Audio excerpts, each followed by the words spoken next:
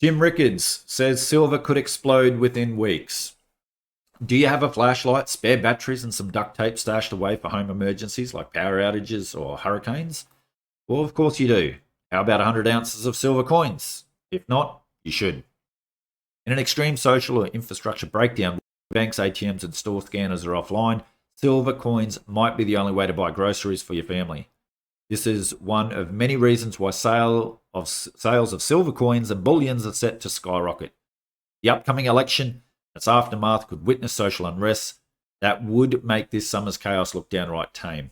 We might not even know the winner for several weeks after the election. This could get very ugly. And as you can see, this was written on the 31st of October.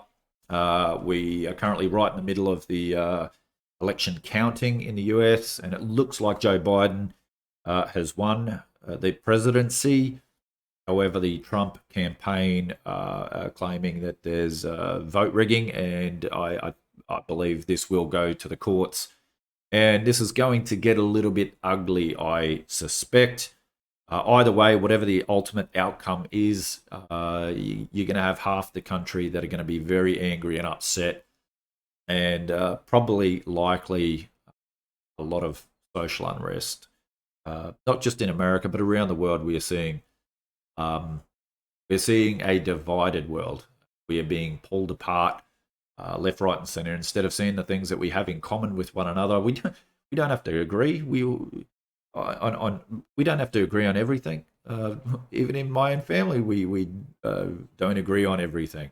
That doesn't mean you hate one another for having disagreements. We all have so much in common, yet we don't focus on that. We focus on the things that we disagree with, and so yeah, I think things are going to get uglier before they get better. If that happens, shortages will appear, and the price of silver could soar to $60 an ounce or higher from current levels of about 25. Silver is more practical than gold. As you know, I write and speak frequently on the role of gold in the monetary system, yet I rarely discuss silver.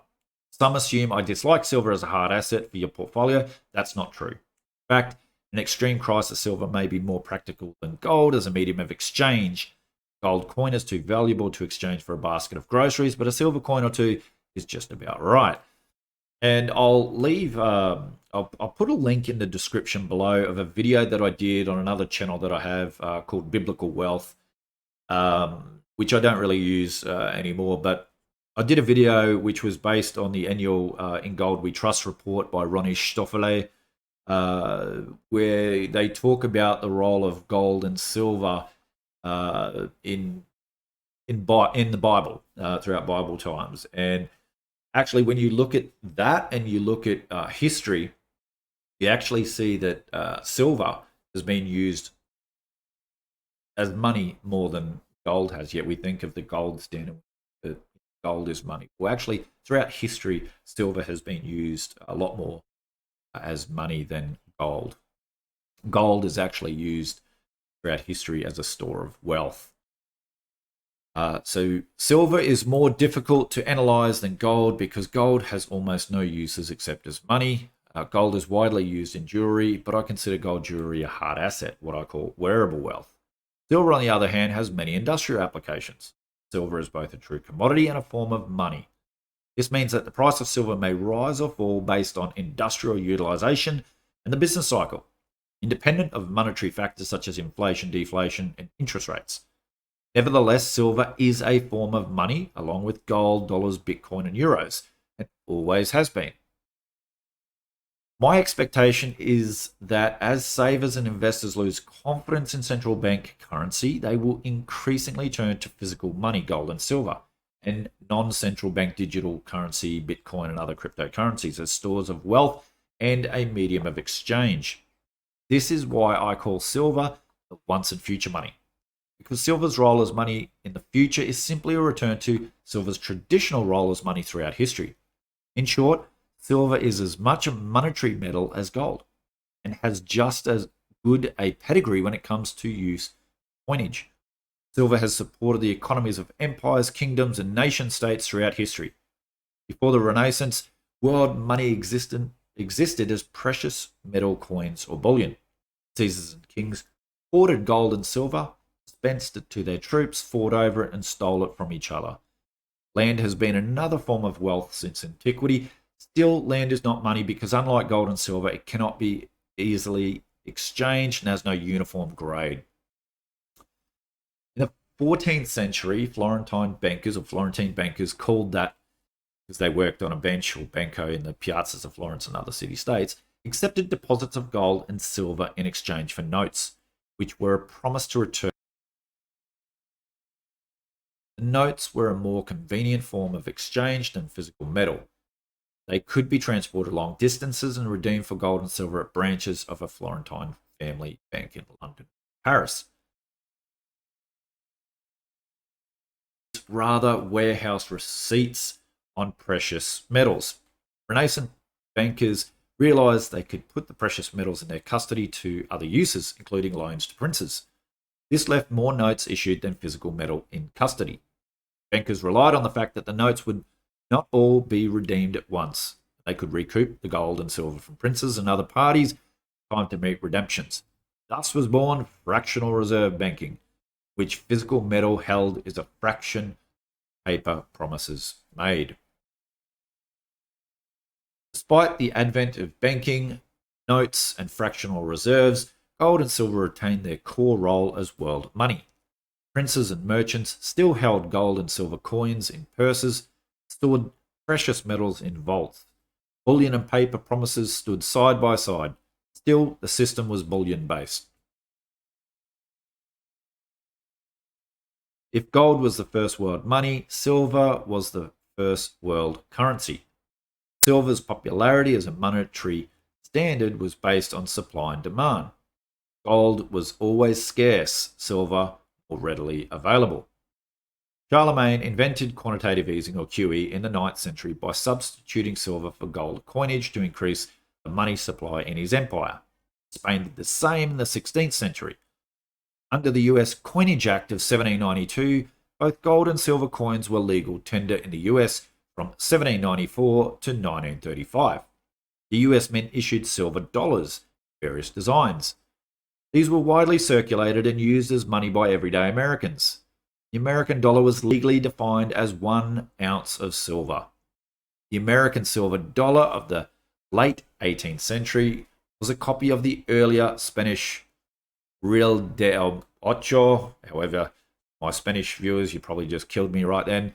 Minted by the Spanish Empire beginning in the late 16th century. The name for the Spanish coin was the piece of 8. Ocho is the Spanish word for 8. Anyway, because the coin could easily be divided in 1/8 pieces. Until 2001, stock prices on the New York Stock Exchange were quoted in eighths and 6/10 based on the original Spanish silver coin and its 1/8 sections. Silver has most of gold's attractions. Silver is of uniform grade, malleable, relatively scarce, and actually, funny enough, becoming more scarce. There's talk that for every 1 ounce of gold, there used to be about 15 to 16 ounces of silver, and now that's more like 9 ounces of silver. And most silver miners, well, there isn't many actual silver miners. Silver is now more of a byproduct of gold miners, copper miners, and the like. So there's definitely less silver being mined now. And pleasing to the eye. After the US made gold possession a crime in 1933, silver coins circulated freely. The US minted 90% solid silver coins until 1964. Debasement started in 1965. Depending on the particular coin, dimes, quarters, or half dollars, the silver percentage dropped from 90% to 40%, eventually to zero by the early 1970s. Since then, US coins in circulation contain copper and nickel. From antiquity until the mid-20th century, citizens of even modest means might have some gold or silver coins. Today, there are no circulating gold or silver coins. Such coins as exist as a bullion kept out of sight. Silver wins no matter who wins the election. Silver has had a very good year, which should not surprise you since gold's had a very good year, and the two metals generally but not always track one another. Silver has backed off a bit from its August high of $28 an ounce on July 13, but it's still holding tough around $25 today. Regardless of which party wins the US presidential election in November, the US is set for more fiscal stimulus in 2021 and lots of government spending. If Joe Biden wins, Democrats will push for free healthcare for all, free healthcare for illegal immigrants, and the Green New Deal. President Trump wins, you'll also see a lot more spending.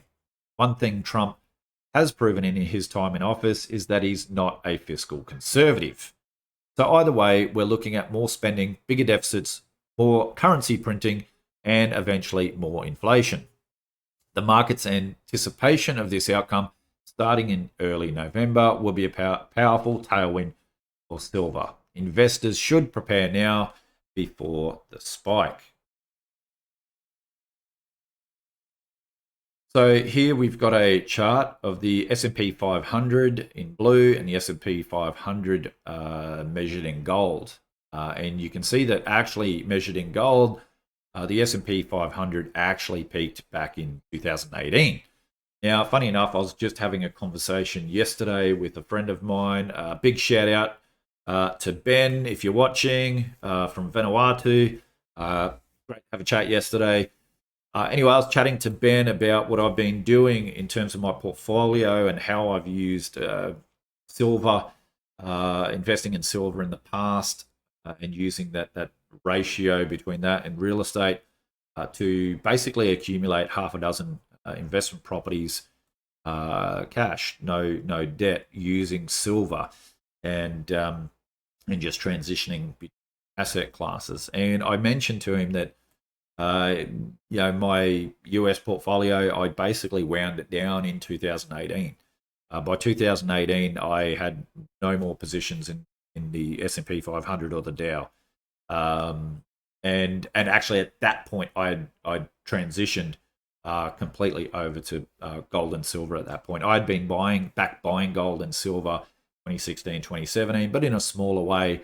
But I really started to increase that a lot more in 2018 and then 2000 to where basically we got to September 2019 last year, where I pretty much just went. I just started going all in, not all in, but in a big way, bigger than I've ever done before in gold and silver. And then I mentioned to Ben that earlier this year, at the beginning of this year, I stopped buying gold and I was just buying silver. And when the market fell in March, obviously we traded that. We traded that using put options, and we did really well. But also silver fell just below $12 an ounce US, and once again I just went all in on silver at that point. I just bought as much as I could. And we've been doing very well since then. And one of the reasons why was basically because of what happened in September last year with the repo market. And basically, I look at the bond market and I see just an absolute hyper bubble. It makes the stock market look cheap. The bond market, I do not touch bonds. Right now, I do not touch bonds. I think they are the worst investment, even though there's a lot of people out there saying that bonds are the way to go and buy bonds. You'll see in a sec who's buying US Treasuries, and if you actually listen to the Bond King, Jeff Gundlach, he said back in March that in the corporate bond space, there was no bids. So if you owned corporate bonds and wanted to sell them, good luck. See, the thing with bonds, you've got counterparty risk. If you're trading them just for the capital growth or the price appreciation, then you're hoping some other mug will pay a higher price for those bonds that you're holding down the track. That's not investing, that's speculating. And with bonds, have a look at the yields that you're getting. If you look at the yield cycle, we're at the bottom of the yield cycle, folks. In my opinion, we are. And you've got counterparty risk. Our monetary system has got massive problems. We have never been in this situation in any of our lifetimes. And the monetary system has got massive problems. And I don't want to be holding assets that have got counterparty risk. I don't care what happens with inflation, deflation, all that. My number one concern today is counterparty risk. That's why I like owning gold and silver, because when I own it, it's in my hands. I don't have to rely on somebody else. I have it in my hands. There's no counterparty risk to that. And so you can see here, priced in gold, the S&P 500 peaked in 2008. Even though on nominal terms the S&P 500 has continued to go up since then. If we just move to the next chart here, so the US stock market moves higher as many market participants flee stocks. And once again, so you can kind of see around 2018 is when all the big funds started moving out of the stock market. That's where people, the smart money went, you know what, let's take some profits. This thing is artificially being pumped up. There's a lot of risk in the markets, and let's just put our capital elsewhere, shall we? And so once again, I'm not saying I'm part of this smart money or whatever, but I just like seeing this because it makes me feel like I kind of know what I'm doing in this sense. So I like this chart. The value of wealth saved in paper currency versus gold. So you can see obviously gold, CPI adjusted in dollars, what it's done over the last 2 decades versus the US dollar and Canadian dollar, and you could throw the Australian dollar in there as well if you like. So I just think of people like retirees or something that maybe saved up about $890,000 2 decades ago. They would have had that money or currency in the bank, getting a return in interest, and they would have been getting about $50,000 a year in interest on that. Now, at the same time, because of CPI price increases, the value of those savings have gone down and down and down and down. In fact, I've shown a chart in other videos what 2% inflation looks like over a 20-year period. Basically, half your dollar has been wiped out. And that's what inflation, little bits of inflation on a regular basis, on a yearly basis, does to your savings. However, saving in gold has done very, very well over the last 2 decades. So, a lot of people talk about gold and silver. Are they an investment? Are they this? Are they that? Look, I have a little bit of currency in a bank account, which is basically, as soon as you put any currency in a bank, you're then a creditor. You've lent the bank your currency. It's not yours. Legally, it's not yours. You've now become, you've lent it to the bank, and they may or may not give it back to you when you ask for it. But anyway, I have a little bit of currency in the bank, and my savings are in gold and silver. Now, people think that gold and silver is illiquid. It's not. It's very liquid. It's very liquid. I can take a bunch of coins and bullion down to the local gold dealer and exchange it for currency immediately. With the Perth Mint, I can sell my unallocated or allocated back to the Perth Mint and have that currency in my bank account by the next day at the latest. So it's very easy to exchange your gold and silver for currency, but why would you want to do that? Anyway, like today, for that person that retired in 2000, 2 decades ago, that had 890,000 getting $50,000 a year in interest. Well, today to get $50,000 a year in interest, you need about $8.3 million. $8.3 million. So, central banks have just destroyed retirees. They've destroyed business. They've destroyed the free market. And you wonder why I wear a hat called End the Fed. Um, so I'm going to do a video about quantitative easing. Is quantitative easing inflationary or deflationary? There's a big debate out there in the FinTwit world about this at the moment, and I'm going to do a video on quantitative easing as whether it's inflationary or deflationary. And this chart here does show that the previous quantitative easings that the central bank, that the Fed has done over the past has not led to inflation. In fact, it hasn't created more deposits at commercial banks, as you can see the blue line. However, when you mix quantitative easing, which is the red line, plus fiscal spending, which is the green line, so this is government debt, government fiscal spending. Well, it's that fiscal spending that goes into the broad currency supply. So it does get out there, and then it's spent into businesses, into consumers, households, and that then creates deposits at commercial banks. This is then real currency out there in the real world that can chase goods and services. And then you need to look at, well, where's the goods and services? Are there more goods and services? Are they the same, or are there less goods and services? And then we can see what's going to happen with CPI or not. So anyway, you'll see that in another video. What's interesting is some people would debate that it's all about velocity, that velocity drives inflation.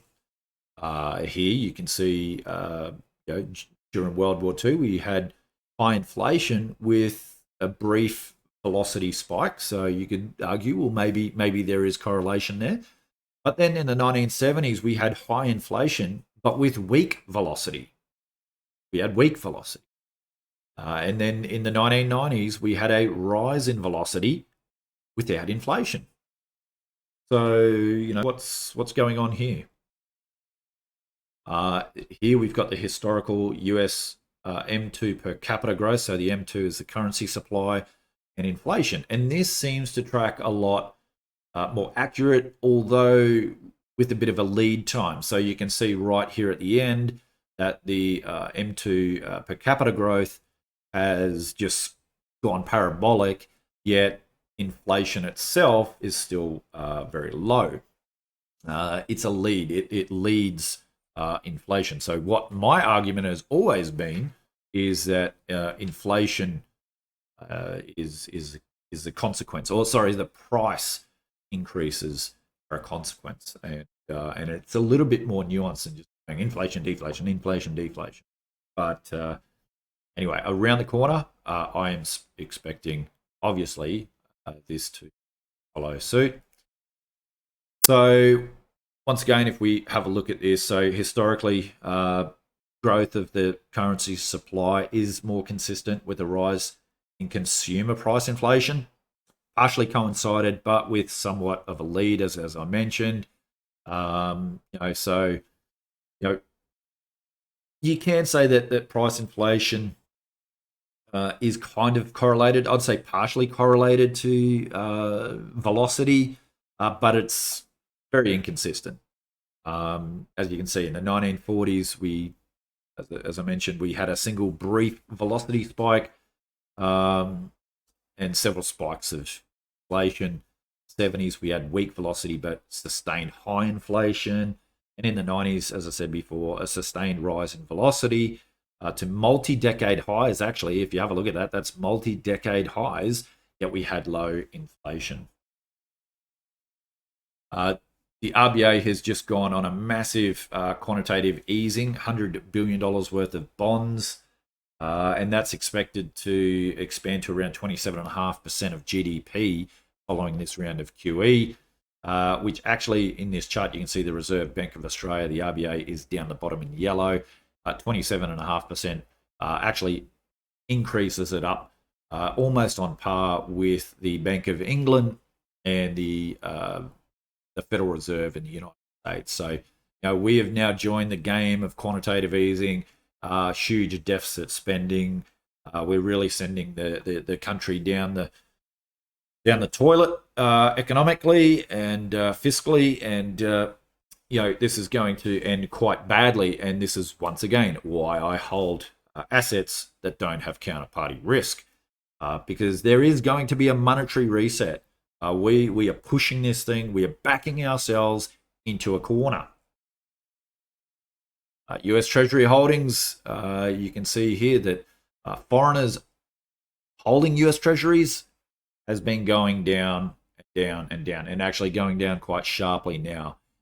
And who's picking up the slack? The Federal Reserve. And that's happening all around the world. Is central banks are basically monetizing government debt as governments issue bonds to then deficit spend and create all this new currency that they're spending. It's the central banks of each country that is basically monetizing that debt. Not 100%, not fully, but in a very, very large way. And they're manipulating interest rates through that. So whether they're doing it simply to have yield curve control by keeping both the short and long end of the yield curves down, or whether they're simply monetizing the debt so that the governments can fulfill their promises. Either way, we are moving towards MMT. And I believe MMT is coming, folks. There's nothing we can do about it. As I said, we've backed ourselves into a corner. We've no longer, well, there are some ways out of it, but governments and central banks won't take those options. And they'll say, hey, what do we got to lose? Let's give MMT a try. Let's hope that it works. But it won't, and it will create misery. It will create misery. The currency supply versus fiscal deficit. So we are getting an increase in that supply all around the world. And obviously, this is a leader to inflation. So Jim Rogers, a great investor, says basically we've been locked down and shut down. As soon as that opens up and demand starts coming back, all this new currency chasing goods and services is going to create huge CPI increases, huge increases in goods and services. Because also the other thing is, he says, well, there's going to be a lot of businesses that go under. So they're no longer making or building or creating goods and services. As we move away from, I guess, globalization, although, who knows what will happen with the Biden presidency. He's very much on the globalist side of things, where Trump was more on the deglobalization side of things. So who knows where that goes now, but this is obviously heading into a direction which is, once again, bullish for gold and silver. When you look at the silver to M2 currency supply, silver's never been this cheap. Really, it's never been this cheap. Yes, it's run up this year. Silver has, compared to the currency that governments have been creating. I'm not going to get into the technical debate on this video about bank reserves and lending and new currency creation from the commercial banks.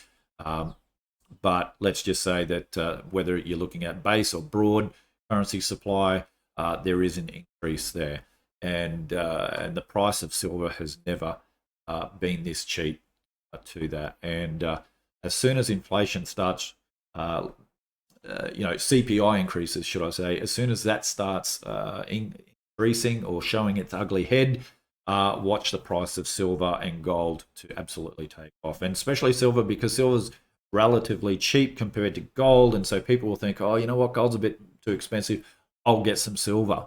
And so the demand for silver from a monetary point of view is going to go up.